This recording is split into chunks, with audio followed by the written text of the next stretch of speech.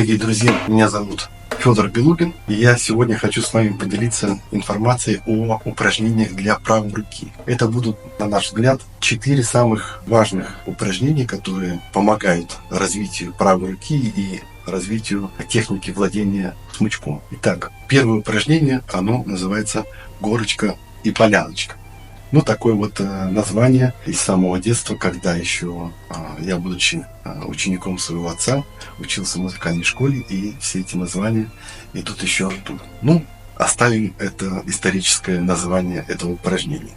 Суть его самое главное. Первое. Это упражнение делается в 3 вариантах. Первый вариант – горизонтальное. Для маленьких детей я предлагаю сделать здесь колечко, то есть взять указательный палец и большой палец, сделать колечко, чтобы облегчить нагрузку на правую руку. Полностью вытягиваем пальцы правой руки, и у нас, как вы видите, здесь получается такая горочка, когда косточки все торчат. Пальцы вытянуты. Дальше мы округляем пальцы и прогибаем вот эту часть, и у нас получается поляночка. Вот таким образом. Горочка, поляночка. 1, 2, 3, 4, 5, 6. Второй вариант исполнения этого упражнения, оно вертикально. Здесь важно следить за тем, чтобы ваш смычок не изменял параллельную такую линию, чтобы он двигался строго вертикально.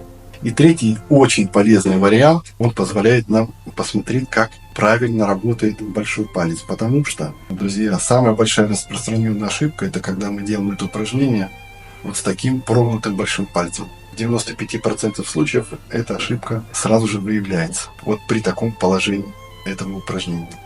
Нам нужно здесь следить, чтобы большой палец вместе с остальными пальцами сгибался в таком виде. И следите за, в том числе, и пястной фалангой, чтобы она была свободная, чтобы она хоть чуть-чуть, но тоже двигалась. Итак, это вот первое упражнение, горочка-поляночка в 3 вариантах.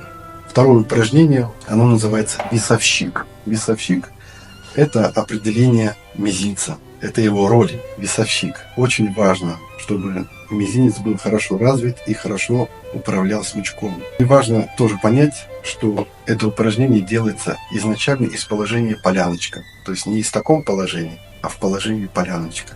Когда у нас здесь ровно, и вот эта часть косточек является самым верхним по горизонтали. Как вы можете смотреть, в этом случае мизинец полностью круглый. И из этого положения я, не производя никакой движения кистью, нажимаю мизинцем и начинаю прорабатывать, качать вот эту вот боковую мышцу. Очень важно следить за тем, чтобы это не происходило как-то вот так вот кистью. Это делается только внутри ладони. Это второе упражнение. Оно называется весовщик. Третье упражнение тоже достаточно распространено и среди детских педагогов. У него есть разные названия. Назовем его дворники. Дворники в том смысле, что на машине существуют дворники, которые очищают стекло. Мы делаем это в горизонтали. Опять же, для изучения этого упражнения я предлагаю вытянуть левую руку, чтобы смычок в случае сложности выполнения мог опираться на левую руку. Ничего страшного, если будет немножечко задевать левую руку. Но самое главное, опять же, что это мы выполняем не кистью, а выполняем при полной неподвижности кисти только пальцами.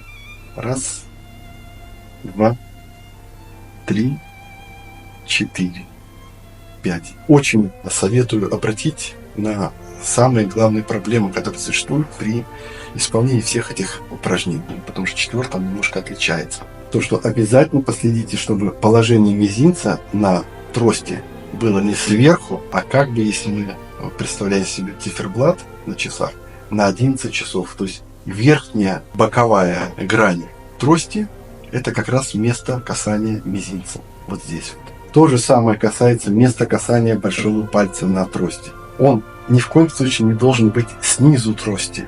Вот так вот. Он должен быть на нижней боковой грани трости. Таким образом появляется устойчивое ощущение владения смычком трости во всех его проявлениях. Вот в таком и в таком. Достаточно, если вы будете уверенно выполнять по 20 таких вот движений в каждом упражнении, это будет говорить о том, что вы хорошо владеете смычком, и дальше можете уже изучать и все штрихи. И, в принципе, это вообще очень полезно, как разминка у, например, балетмейстеров. Здесь задействуются все наши основные суставы и мышцы. И четвертое упражнение, оно сугубо просто на ловкость, и оно тоже по-разному называется. Кто-то его называет обезьянки, тоже из детской музыкальной школы. У нас это называлось ракета, когда мы берем трость и вот таким движением как бы залезаем наверх ракеты. И самое важное, самое проблематичное – это спуститься как раз вниз.